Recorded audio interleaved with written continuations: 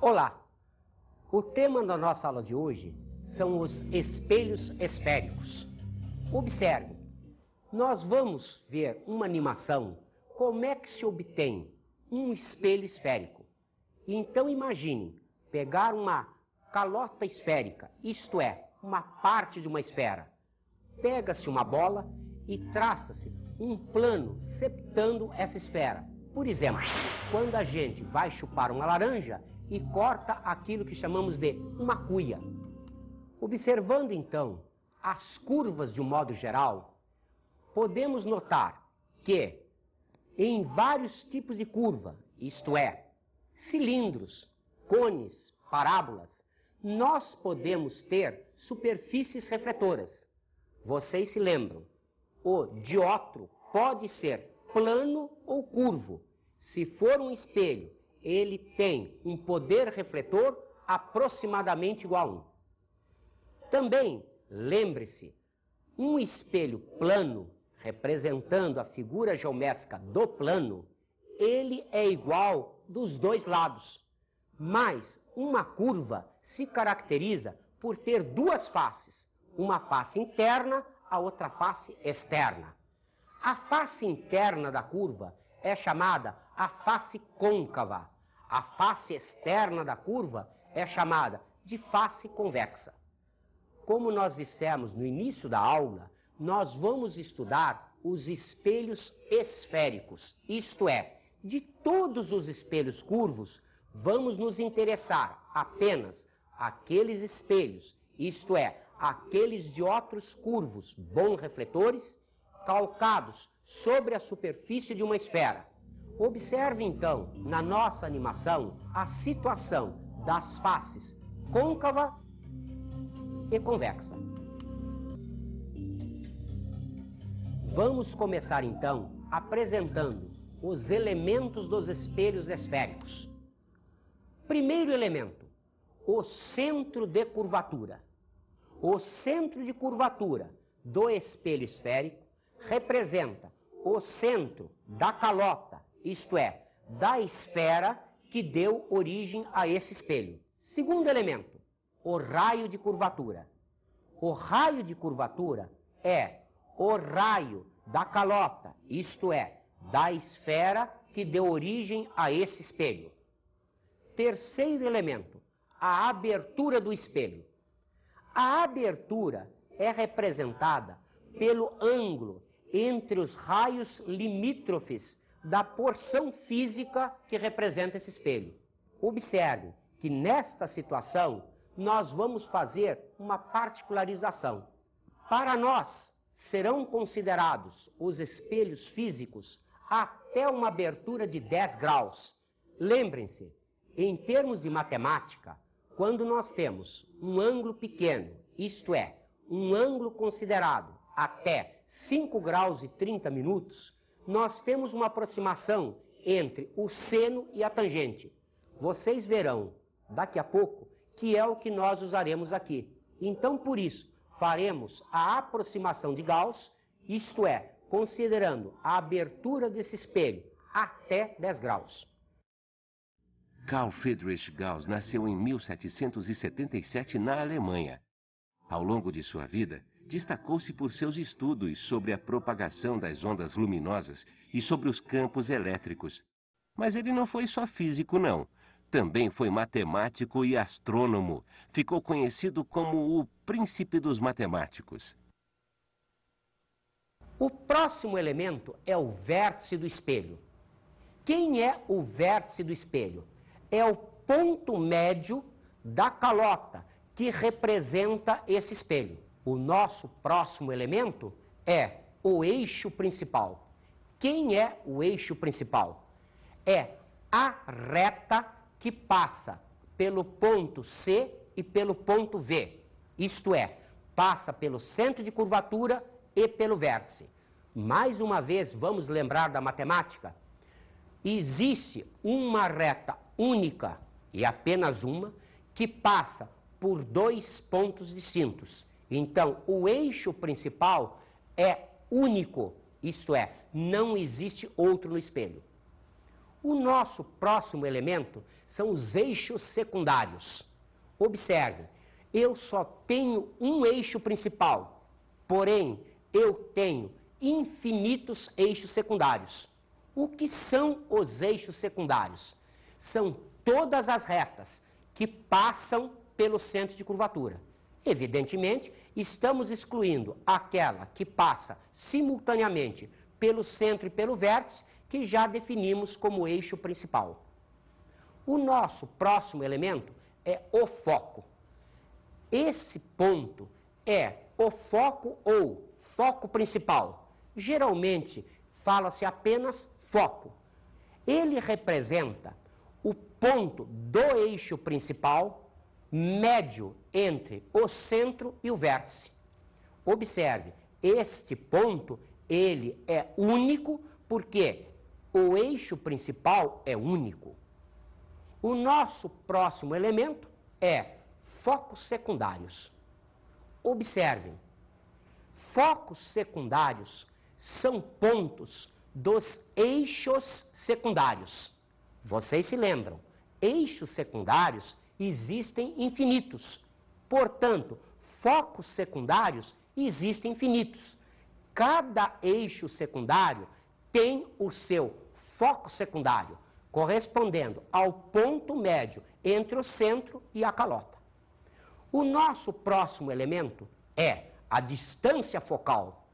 Chamamos distância focal a distância entre o ponto foco principal e o vértice ou a calota. Como nós consideramos a situação gaussiana, nós admitimos que a distância focal é metade do raio de curvatura. Isto é, esse foco principal, sendo ponto médio, implica que ele está exatamente no ponto R/2. O nosso próximo elemento é o plano focal. Cuidado agora. O plano focal representa um plano perpendicular ao eixo principal que passa pelo foco principal. Cuidado, como dissemos. Se estamos admitindo uma aproximação gaussiana, significa que esta curva tende a ser uma reta. O que significa isso? Que este plano, ele vai conter também todos os focos secundários. E ele estaria quase paralelo ao espelho, já que, pela aproximação, esta curva tende a ser uma reta. Vamos então agora usar esses elementos que já determinamos e vamos começar então a trabalhar com raios luminosos.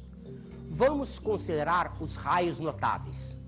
Vamos considerar os raios que a gente mais usa para a construção de imagens nesses espelhos esféricos.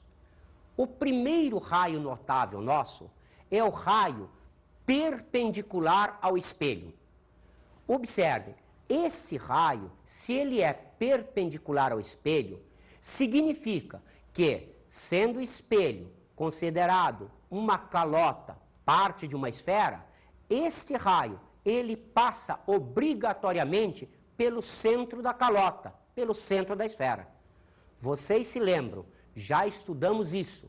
Quando o raio chega perpendicular ao espelho, ele sofre reflexão voltando sobre si mesmo. Então, este raio, entrando pelo centro de curvatura, reflete-se e volta passando sobre o centro de curvatura. Fizemos aqui o desenho de um outro raio, para que você entenda perfeitamente. A reflexão é tal que, na mesma direção, nós temos os dois sentidos. Mais uma vez lembramos, o princípio da marcha inversa e o princípio da independência. Aqui, em óptica geométrica, fazemos um raio cruzar outro, ou um raio passar por dentro do outro, sem que aconteça nada. O segundo raio notável é o raio paralelo ao eixo principal.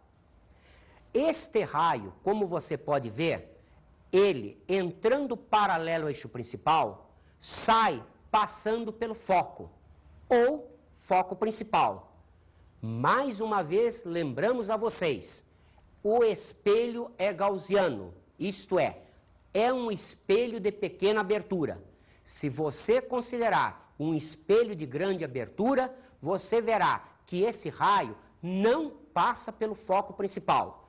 Mas, como no nosso estudo básico, o que se trabalha é com espelhos de pequena abertura, o que nós temos é que o raio, paralelo ao eixo principal, sai passando pelo foco.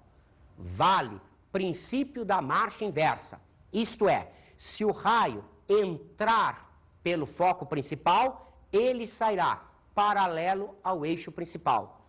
Mais uma vez, fizemos 2 raios, mostrando para vocês, sempre na situação gaussiana, que o raio que entra paralelo ao eixo principal sai passando pelo foco. O terceiro raio notável nosso é o raio oblíquo à calota. Observem, esse raio nós o guardamos para as emergências. Nós vamos ver na construção de imagens quando nós devemos usá-lo. De um modo geral, nós usamos os 2 primeiros, mas esse é importantíssimo. Observe, se a gente se lembrar do anterior, nós nos lembraremos que se o raio é paralelo ao eixo principal, ele sai pelo foco principal. Aqui nós temos algo semelhante. Este raio, ele é paralelo a um eixo secundário. Lembra-se, existem infinitos eixos secundários. Então, qualquer raio oblíquo que eu trace, eu terei sempre um eixo secundário paralelo a ele. Então, no desenho, temos aqui o raio oblíquo, temos aqui o eixo secundário paralelo a ele. Observe, aqui nós temos o plano focal. Aqui nós temos um eixo secundário.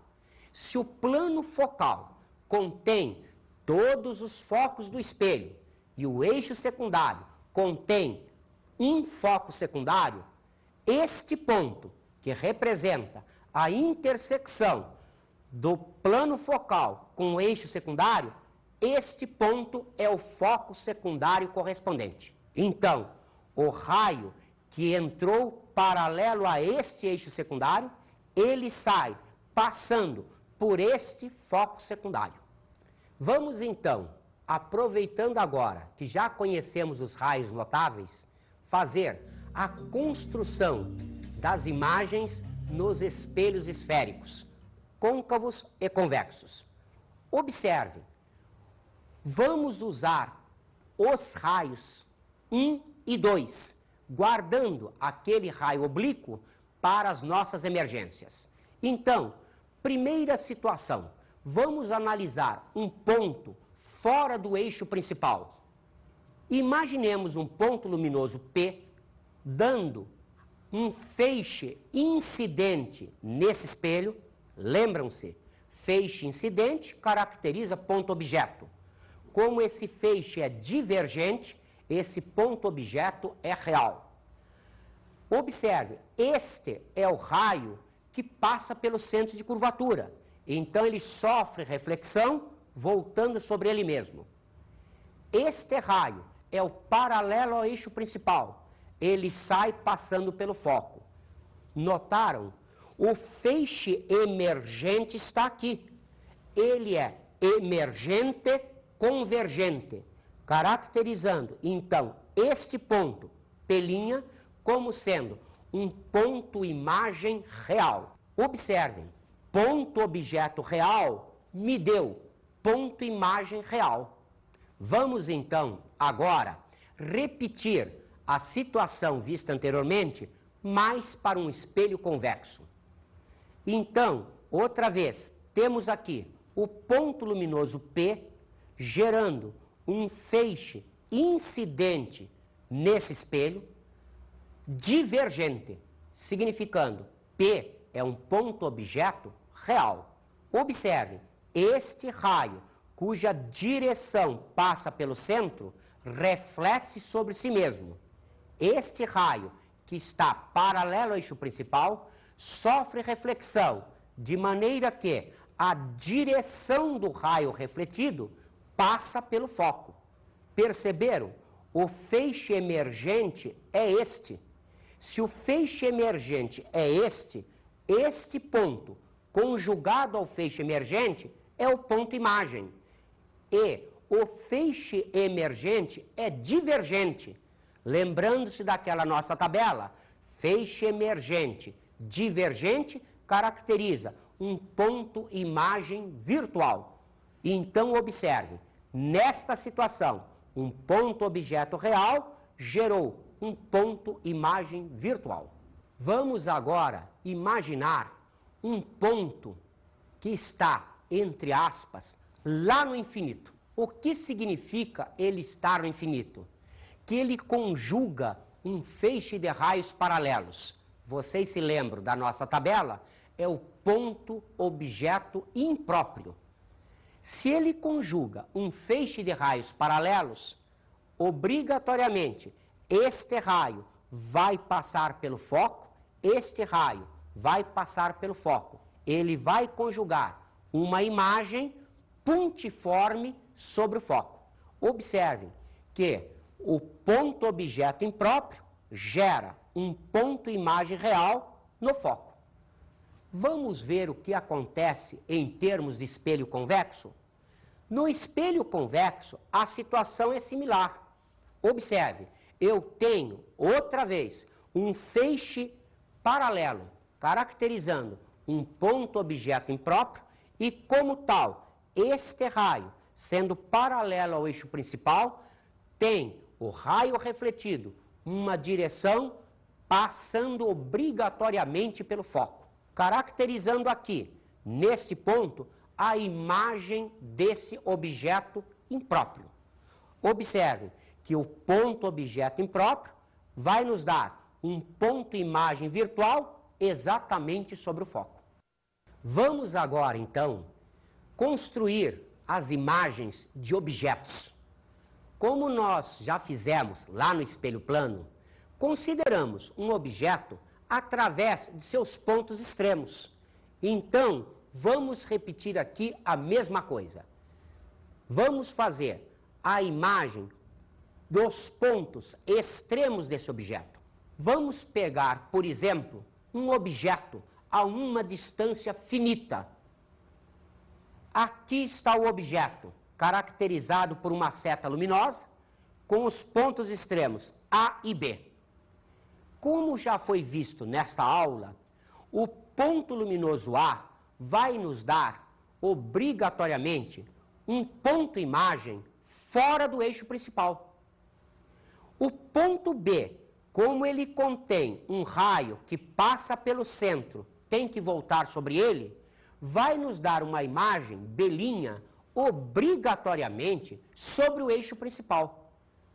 Observe como o nosso desenho, classicamente, ele é uma seta perpendicular ao eixo principal, o que teremos? Uma imagem também perpendicular ao eixo principal. Então, conhecido o ponto A, conhecido o ponto A', traçando-se perpendiculares, nós teremos as representações do objeto e da imagem. O objeto, nesta posição, gerou uma imagem nesta posição. Isto é, AB é um objeto real, gerando uma imagem também real. Vocês notaram no desenho que a imagem está invertida. Perceberam? Por que ela está invertida? Porque agora trocaram-se dois eixos da formação da imagem. Não foi, como no caso do espelho plano, a troca de apenas um eixo. Aqui, trocam-se os dois eixos. É uma imagem invertida. Observe mais. Se o objeto é real, a imagem é real. Se eu tiver mesma natureza para o objeto e para a imagem, eu terei sempre uma imagem invertida em relação ao objeto. No espelho plano, vocês se lembram, o que a gente tinha era um objeto real gerando uma imagem virtual. Um objeto virtual gerando uma imagem real. Com isso, não tinha imagem invertida. Vamos então fazer a mesma situação do objeto agora para um espelho convexo. O objeto está a uma distância finita. Então, observe, o objeto é representado pela seta luminosa AB. O ponto A conjuga um feixe incidente divergente.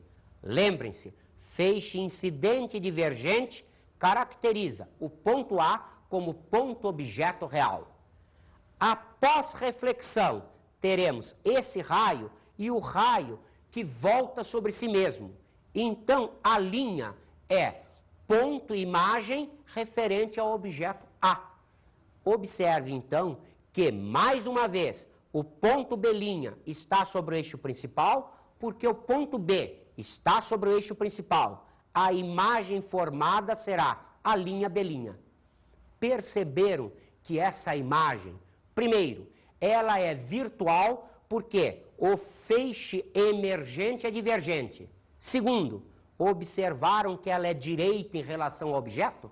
Então, como nós mostramos no exercício anterior, agora, o objeto real me dá uma imagem virtual. Como a natureza aqui é real, a natureza aqui é virtual, caracteriza essa imagem será obrigatoriamente uma imagem direita, não pode ser uma imagem invertida. Consideremos agora a situação de um objeto real sobre o centro de curvatura. Então, olhem para o desenho. O raio paralelo ao eixo principal está aqui. Observe que o ponto B', caracterizando a imagem de B, coincide com o ponto C e com o ponto B. Portanto, esta imagem, a linha B', tem exatamente o mesmo tamanho do objeto AB. Mais uma vez, observe, a imagem é invertida. O que significa isso? Que se AB é um objeto real, como a imagem invertida, a linha B' é caracterizada também como imagem real. Vamos então agora aproximar mais o objeto do espelho. Vamos colocar esse objeto entre o centro de curvatura e o foco. Observe o desenho. O objeto agora está aqui. Pontos A e B, limítrofes do objeto. Outra vez, do ponto A sai um raio que, passando pelo centro de curvatura, volta sobre ele mesmo. Cuidado, você diria, mas ele não bate no espelho. Fisicamente, o tamanho do espelho é esse, mas ele, como lá vimos no espelho plano, representa todo o plano infinito, aqui o espelho é representado por toda a calota esférica. Então podemos desenhar esse raio que não vai atrapalhar em nada. Então, traçamos o raio que passa pelo centro de curvatura, reflete sobre ele mesmo. Traçamos o raio paralelo ao eixo principal, que sai passando pelo foco. Observe, o feixe emergente está aqui. É um feixe emergente convergente, caracterizando, mais uma vez, uma imagem real. Perceberam? Outra vez, o AB, sendo objeto real, vai nos dar a linha B', que é uma imagem real. Sendo invertida, a natureza dos dois tem que ser a mesma. Vamos aproximar ainda mais o objeto. Vamos colocar o objeto sobre o foco. Observe o desenho. Se o objeto está exatamente sobre o foco, o que acontece? O raio tradicional que passa pelo centro e esse, que é o paralelo ao eixo principal, sofrendo reflexão pelo foco, constituem um feixe emergente paralelo. Lembrou-se da tabela? Se o feixe emergente é paralelo, isso significa que a imagem é imprópria. Isto é, ela estaria formada lá no, entre aspas, infinito. Continuando com a nossa viagem do objeto, vamos aproximá-lo ainda mais do espelho. Vamos colocá-lo entre o foco e o vértice, isto é, entre o foco e o próprio espelho. Observe o desenho agora. Aqui está o objeto AB. Outra vez, os dois raios notáveis que trabalhamos sempre. Primeiro, o raio cuja direção passa pelo centro de curvatura, reflete sobre si mesmo.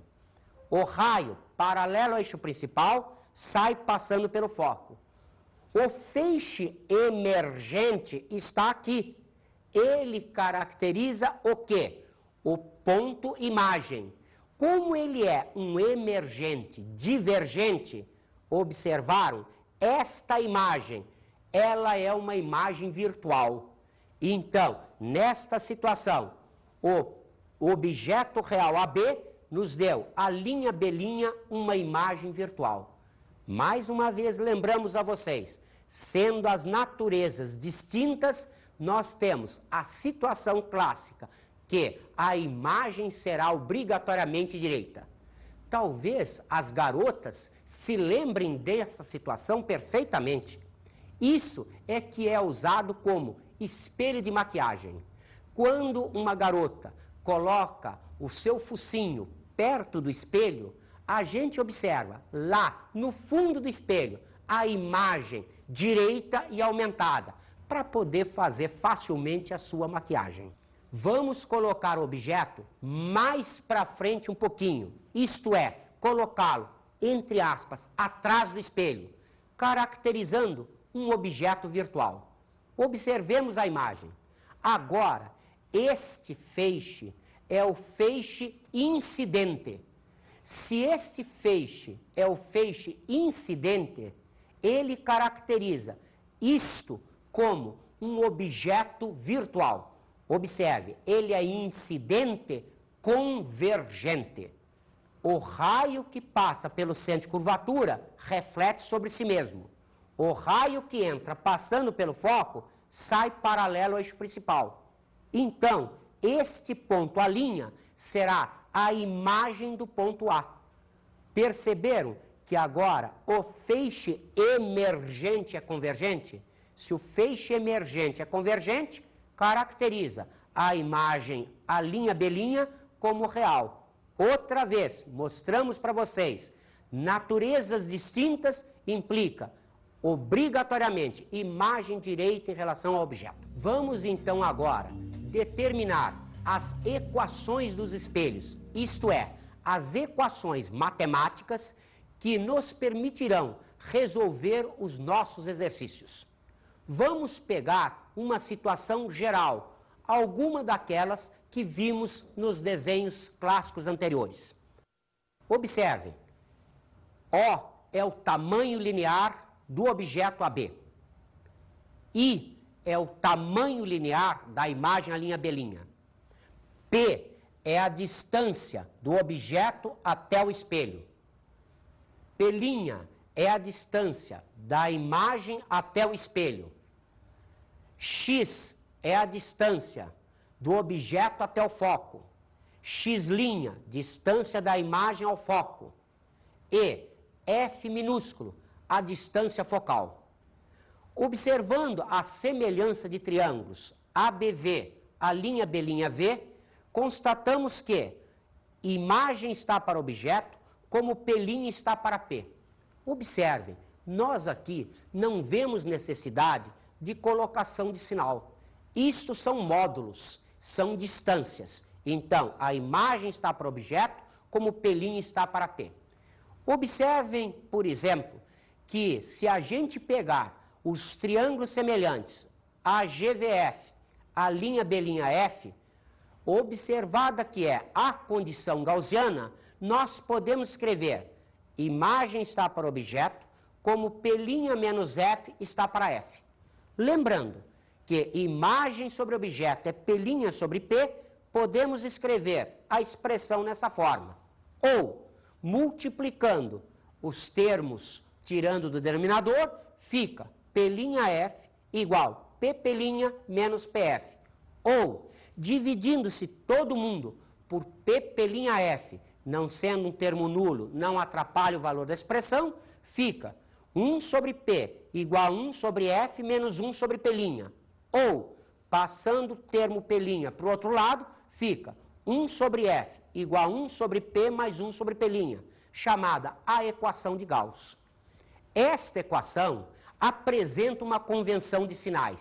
Observe, o sinal positivo para os reais, o sinal negativo para os virtuais. O que significa isso? Se o objeto é real, admitimos P positivo. Se o objeto é virtual, admitimos P negativo. Se a imagem é real, P' será considerado positivo. Se a imagem é virtual, P' será considerado negativo. Observe que a distância focal também leva sinal. Para os espelhos côncavos, como o foco está na frente do espelho, considera-se a distância focal positiva. Para os espelhos convexos, como a distância focal seria uma distância atrás do espelho, nós a consideramos negativa. Vamos então agora à equação da amplificação linear. A amplificação linear é definida como a relação entre o tamanho da imagem e o tamanho do objeto. Observe que esta equação também pode ser escrita P' sobre P, mas agora vamos considerar um sinal. Por quê? Porque a amplificação, ela é admitida positiva se a imagem é direita, ela é admitida negativa se a imagem é invertida. Então aqui nós vamos considerar o sinal para aquela fração P' sobre P em função da convenção de sinais para a amplificação linear.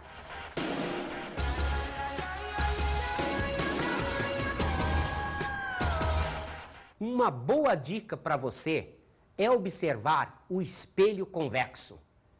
Percebeu que para o espelho convexo, o objeto real só dá um tipo de imagem. Me dá a imagem virtual, direita e menor. Evidentemente, você já deve ter visto isso na prática. Em alguns cruzamentos, são colocados espelhos desse tipo para evitar maiores batidas. Também, algumas lojas usam esse espelho para evitar os amigos do alheio. Com isso, nós encerramos a nossa aula de hoje.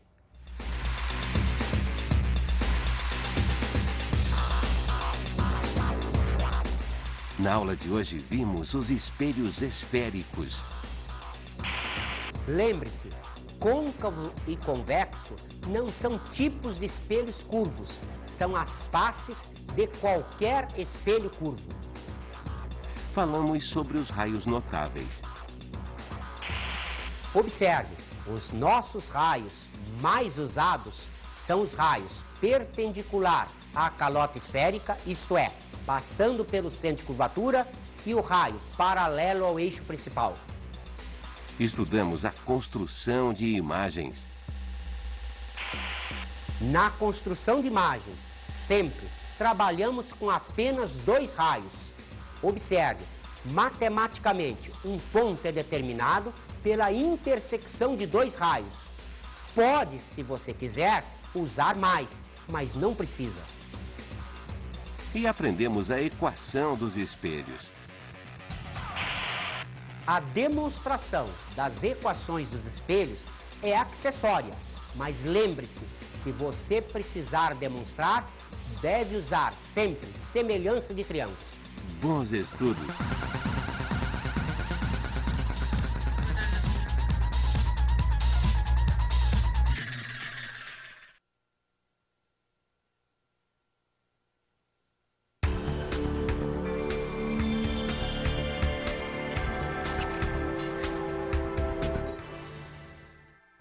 Caro colega, como você pode observar, o raio considerado oblíquo é o mais difícil para os nossos alunos entenderem. Recomenda-se que se trabalhe com muita calma com ele. Também, nos espelhos convexos, nós podemos dizer que tudo aquilo que foi demonstrado para o espelho côncavo é válido para o espelho convexo, bastando se trocar as palavras real por virtual.